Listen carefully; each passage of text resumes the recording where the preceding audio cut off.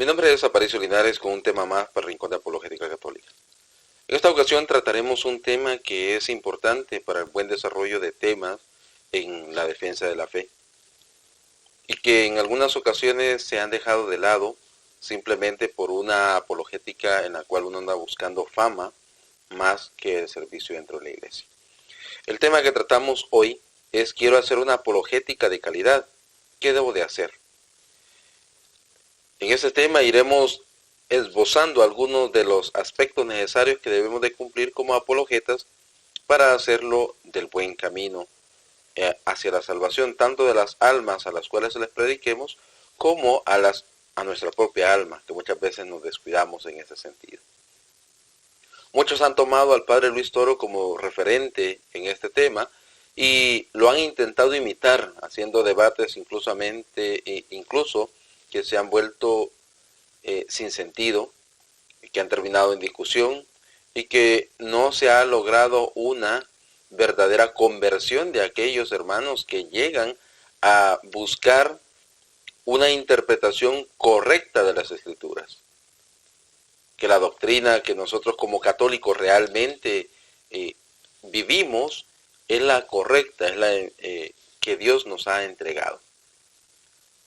Hoy iremos hablando de aspectos tanto técnicos, pero principalmente espirituales, que debemos nosotros seguir como apologetas y de esa manera poder dar unos temas que sean de conversión para aquellos hermanos que nos escuchan.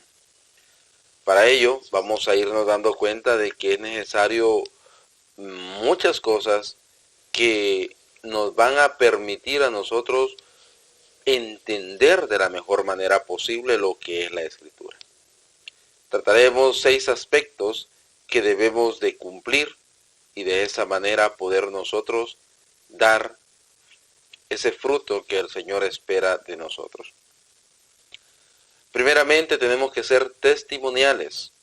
Al ver en Hechos de los Apóstoles, capítulo 4, versículo 33, dice: con gran poder los apóstoles daban testimonio de la resurrección del Señor Jesús, y en todos ellos había abundancia de gracia.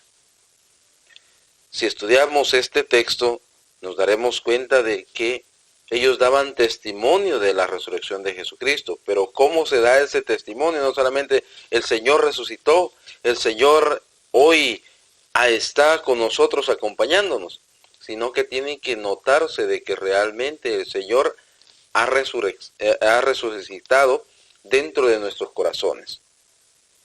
Que el Señor está con nosotros y que nosotros somos ese testimonio que Él está vivo y que está vivo dentro de nuestras vidas y que estamos dando ese testimonio. Y todavía dice: y en todos ellos había abundancia de gracia.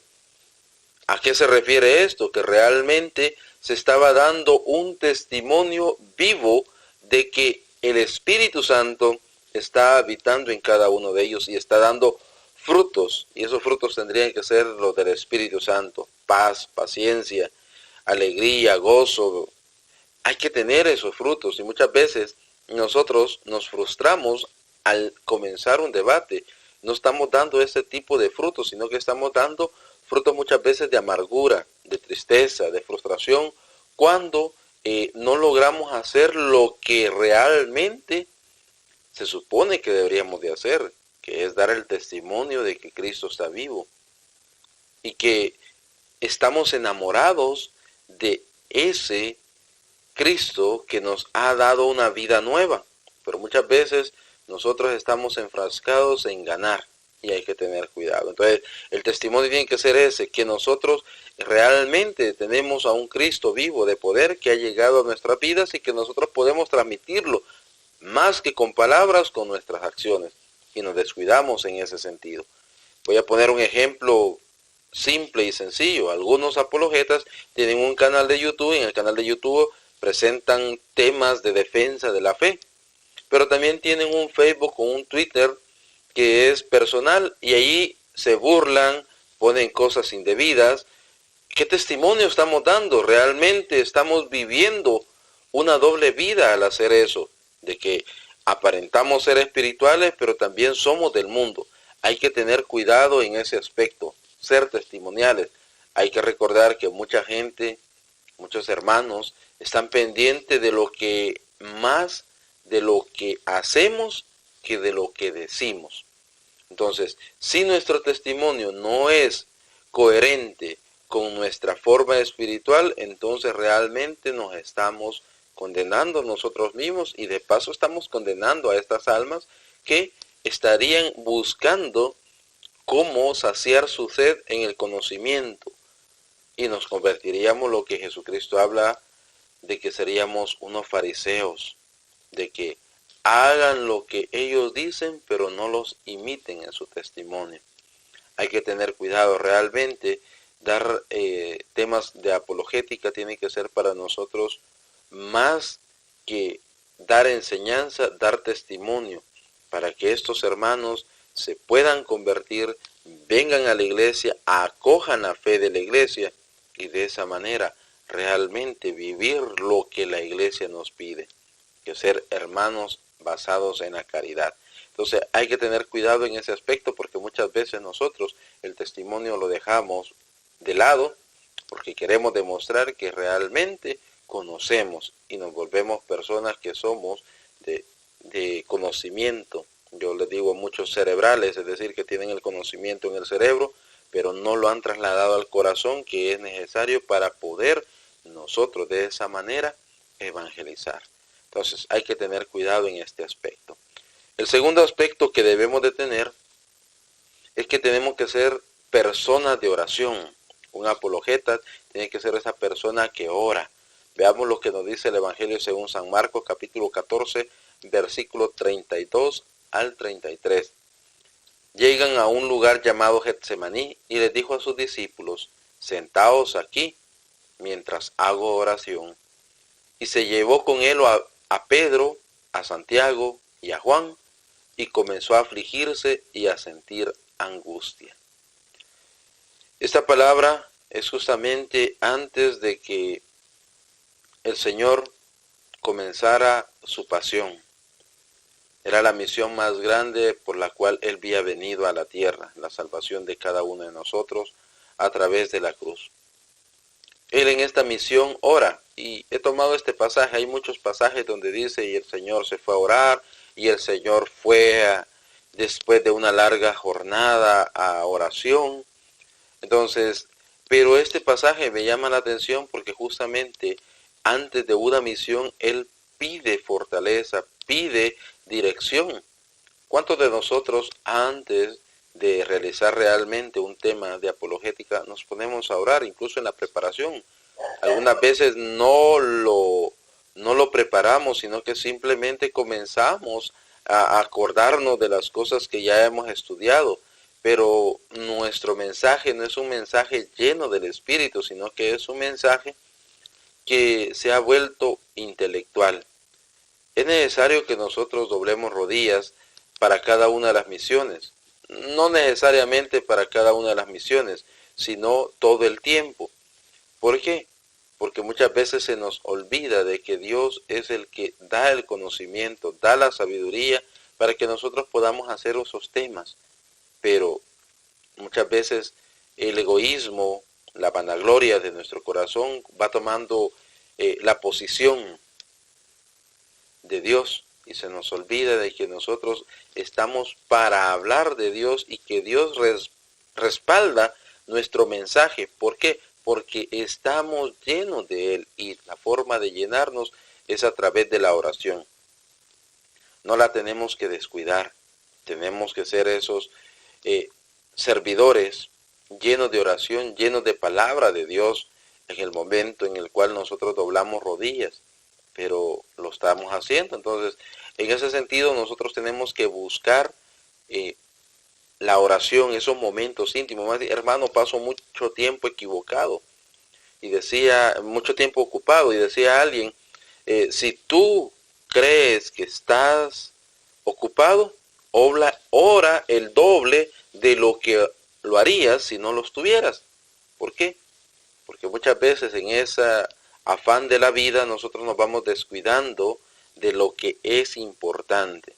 Nosotros estamos para llenarnos de Dios, ser esa fuente que lleva el mensaje a los demás, pero tenemos que ir nosotros también a la fuente de agua eterna para poder nosotros poderla dar.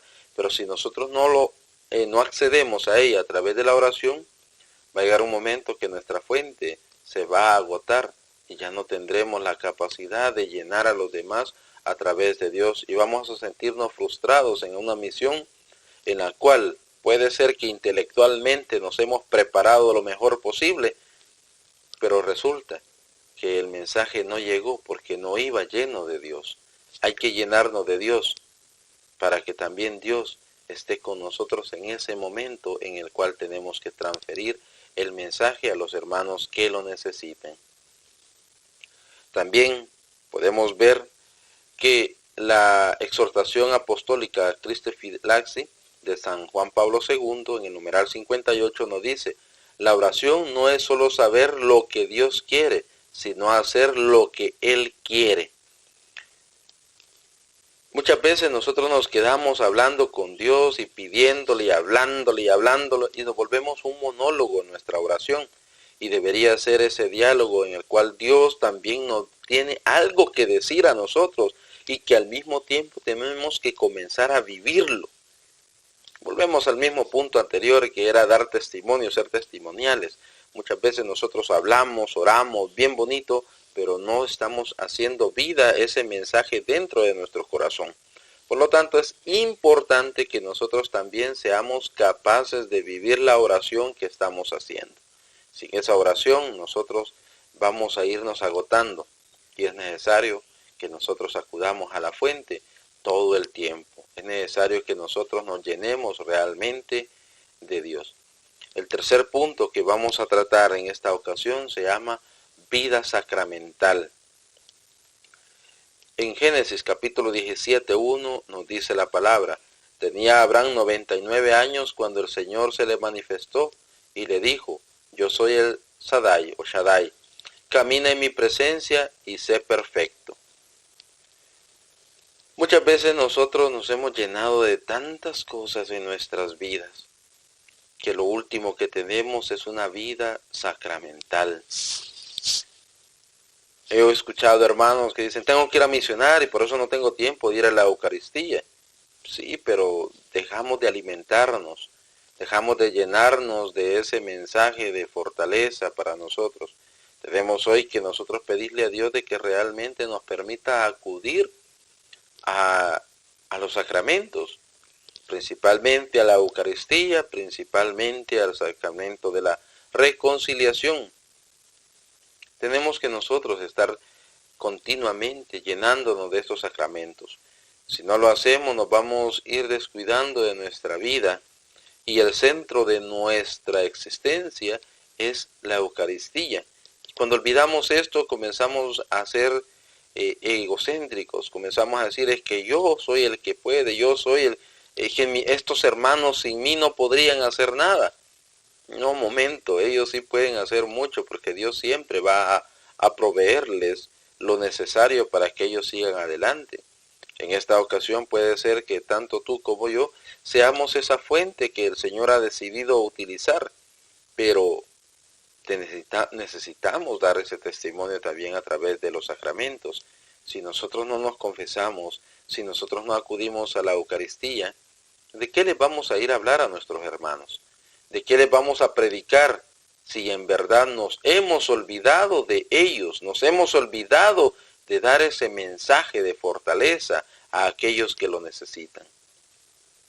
Por tanto, no debemos de descuidarnos en ningún momento de esta vida sacramental.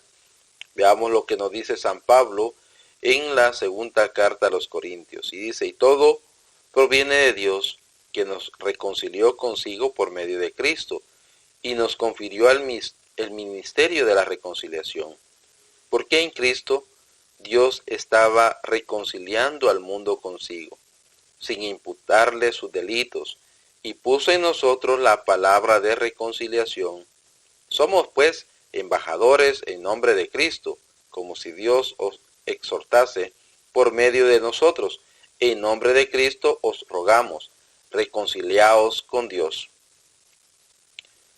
impresiona lo que San Pablo dice, de que tenemos que reconciliarnos, porque Cristo nos reconcilió a través de su sacrificio, a través de la cruz, y nosotros tenemos que reconciliarlo a través de los ministros, porque muchos están diciendo de que cómo irme a confesar con un hombre pecador, incluso apologetas que se supone que entienden esto bien. El problema es que mucho apologeta, mucho predicador, aquí voy a meter también a los predicadores completamente, no quieren reconocer que son pecadores.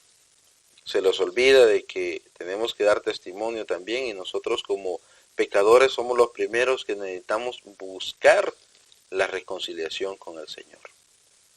Pero no simplemente por ir a hacer un acto sin sentido, llegar al sacerdote, contarle las cosas y no haber un cambio de vida en nuestro corazón. Es necesario que nosotros comencemos a dar ese cambio de vida que tanta falta nos hace, que muchas veces nos hemos olvidado. Es momento de que acudamos realmente a los sacramentos confiando de que Dios va a tomar conciencia de nuestras vidas y que Él nos va a guiar y nos va a fortalecer.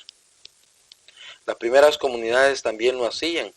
Vemos en Hechos de los Apóstoles capítulo 2 versículo 46 que nos dice: todos los días acudían al templo con un mismo espíritu, partían el pan en las casas y comían juntos con alegría y sencillez de corazón.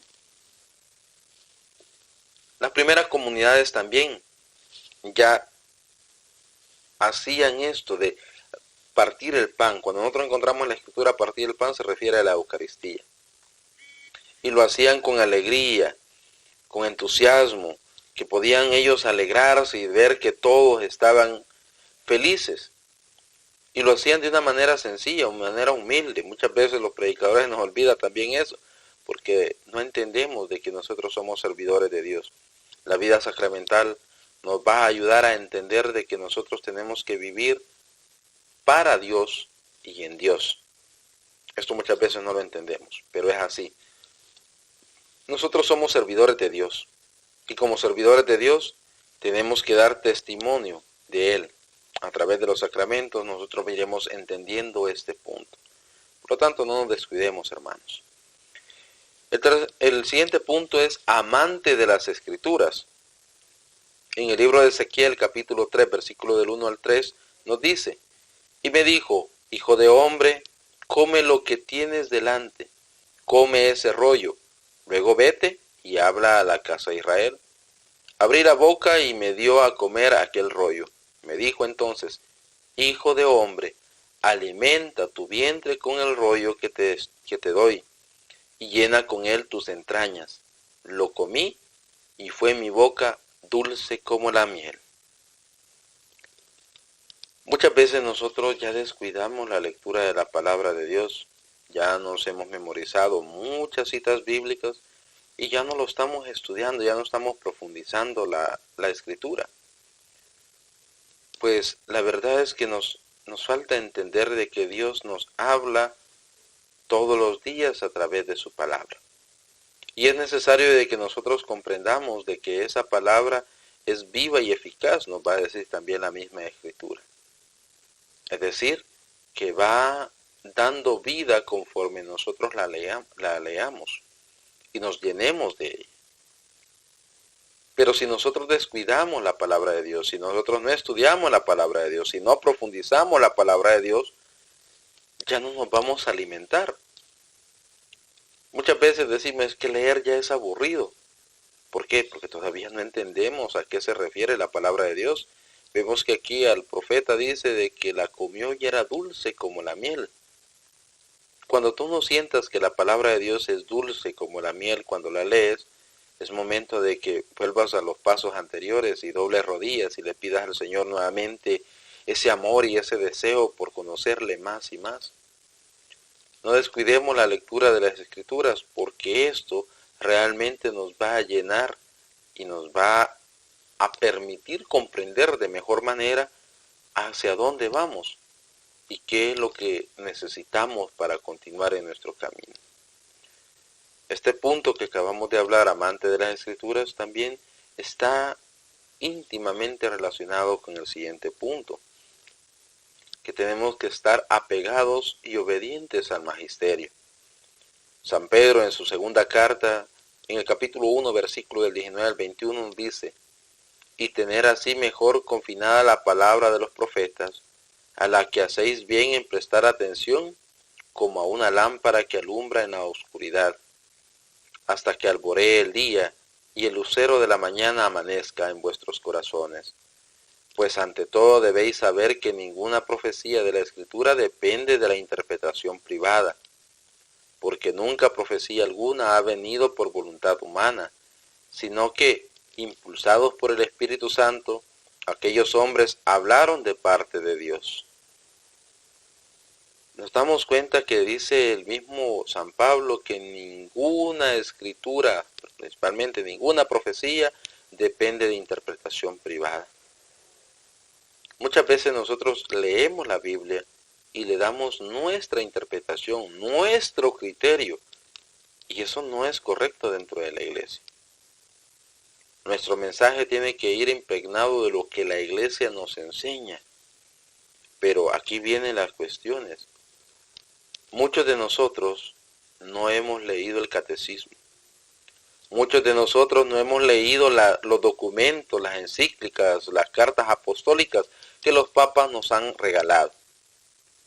Creemos que las escrituras, y caemos justamente en ese error que los protestantes enseñan, que es solo escritura. No, un momento, no es solo escritura, porque primeramente ese es una falacia en sí mismo y es antibíblico. ¿Por qué? Porque la misma Biblia nos deja los indicadores que hay muchas cosas que no están en las escrituras. Y la iglesia es la encargada de explicarnos y darnos a entender. No va a pasar igual que aquel eunuco que iba leyendo el profeta Isaías y llega a Felipe y le dice: ¿entiendes lo que estás leyendo? Y el eunuco le contesta: ¿cómo voy a entender si nadie me lo ha explicado? Así nos tiene que pasar a nosotros. Nosotros tenemos que también buscar a alguien que nos lo explique, y ese es la iglesia. Y tenemos que, si no comprendemos las cosas correctamente, buscar a alguien que sí las comprenda, y de esa manera nosotros poder formar a aquellos que lo necesitan. Necesitamos nosotros estudiar y profundizar el magisterio de la iglesia. Nos hemos descuidado del magisterio de la iglesia. Repito, el catecismo muchos no lo conocen, no lo han leído, no saben ni qué es. Es momento de que retomemos y volvamos en nuestros pasos y leamos el catecismo, lo profundicemos, lo devoremos igual que las escrituras, para que de esa manera podamos nosotros comprender. Ahora bien, como apologetas también tenemos que ser obedientes a las autoridades de la iglesia. Nos hemos descuidado de eso. Incluso he visto apologetas que últimamente están hablando en contra del Papa, están hablando en contra de los obispos e en contra de los sacerdotes. Primero hay que doblar rodillas y pedirle a Dios de que ellos, que son los que Él ha puesto para dirigirnos a nosotros, que somos el pueblo de Dios, les ilumine. Y si está en tus capacidades poder hablar con el sacerdote, con el obispo, incluso con el mismo Papa, hazlo. Pero no lo hagas a través de un video que lo único que haces es causar confusión en el pueblo de Dios. Porque desgraciadamente nosotros juzgamos con pocos elementos. Y es necesario que nosotros conozcamos la totalidad de los eventos para poder juzgar a una persona.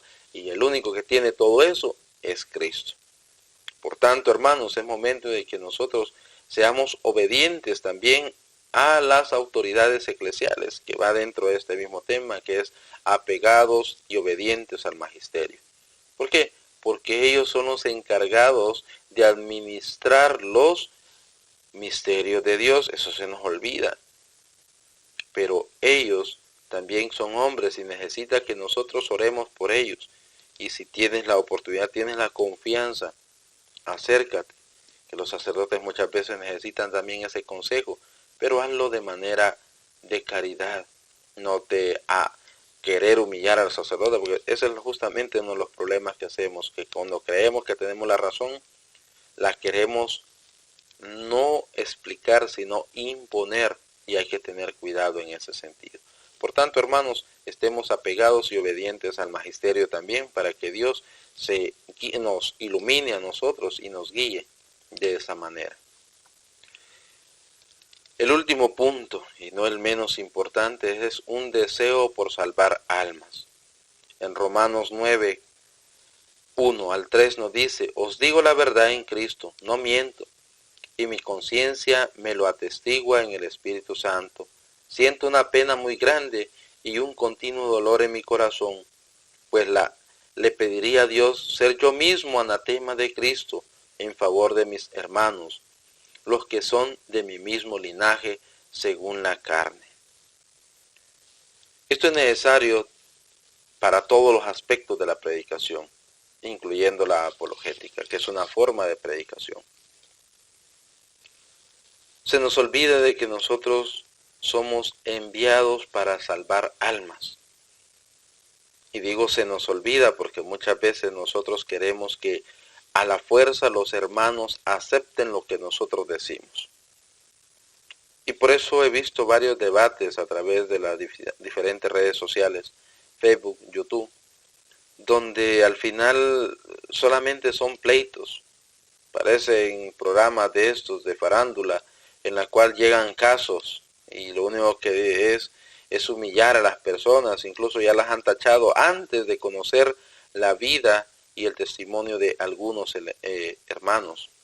Entonces, nos estamos olvidando simplemente por ganar seguidores, por ver cuántos me gustas me dan, de cuántos tengo, incluso competencia entre páginas católicas. Yo tengo tantos seguidores, tú tienes nada, entonces la mía es más seguida, significa que yo soy más conocido. No, se nos olvida que el mensaje, con un converso que haya habido, ese mensaje ya dio fruto.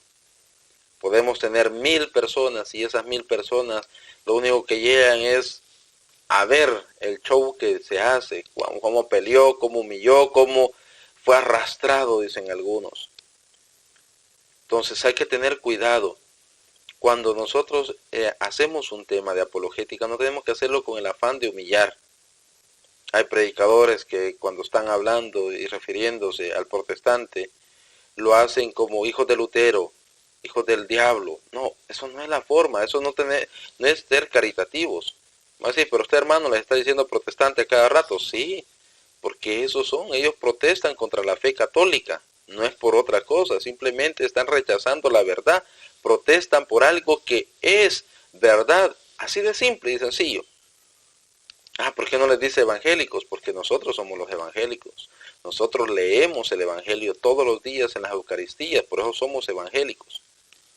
Entonces hay que tener cuidado. ¿Por qué no les dice cristianos? Porque lo mismo, nosotros somos cristianos. Cristianos es seguidor de Cristo. Y nosotros somos seguidor de Cristo. Entonces somos cristianos. No les puedo dar los títulos que le corresponden a la Iglesia Católica a ellos. ¿Por qué? Porque son de nosotros. Entonces, ¿a qué tienen que caer? Son hermanos esperados o hermanos confundidos. Pero también son protestantes porque están protestando contra una fe que no entienden, no comprenden y no se han tomado el mínimo momento para estudiar y de esa manera poder refutarla si es verdad que estamos equivocados. Ellos simplemente repiten como loros algunas frases que han oído de su pastor, que han oído de alguien que es autoridad, pero realmente no comprenden ni entienden lo que es la fe católica. ¿Por qué lo digo esto? Porque muchas veces ni nosotros como católicos entendemos la totalidad de la fe. Y es necesario estudiar, es necesario fortalecernos, es necesario llenarnos del amor y la misericordia de Dios. Con estos 6 puntos he querido guiar a aquellos hermanos que quieran hacer una apologética. Recuerden, esto es para Dios y en Dios. No nos descuidemos de hacerlo de la mejor manera posible y pidiendo la guía del mismo Dios. De esa manera nosotros podemos llenarnos y fortalecernos. De esa manera nosotros podemos llevar ese mensaje de evangelización a todos aquellos que lo necesitan. De esa manera nosotros podemos decirle a Dios que tome el control de nuestras vidas y que de esa manera nos permita ayudar a salvar a aquellos hermanos que todavía están confundidos. Por tanto, hermanos, para ir finalizando este año, que ha sido muy difícil para muchos de nosotros, Es momento de que cambiemos nuestra mentalidad. Si sientes que alguno de estos pasos que he mencionado este día no las estás cumpliendo, entonces es momento de que vuelvas y comiences nuevamente a buscar una guía y una fortaleza. Con esto llego al fin de este tema, invitándolos como siempre en el Rincón de Apologética Católica a que busquen los temas diferentes. Ya este sería el último de este año, pero ya el próximo año ya tenemos preparados varios temas que serán difundidos en las diferentes redes sociales como Facebook, YouTube, Instagram, TikTok. Entonces los invitamos a formar parte y además buscar las páginas hermanas que están también replicando cada uno de los contenidos que nosotros tenemos. Los invito a seguirse fortaleciendo, los invito a seguir buscando la verdad, sigan estudiando, fortaleciéndose, pero buscando a Dios y llevándolo a aquellos que lo necesitan. Bendiciones a todos, hermanos, y que sea este año nuevo de mucha bendición para cada uno de nosotros.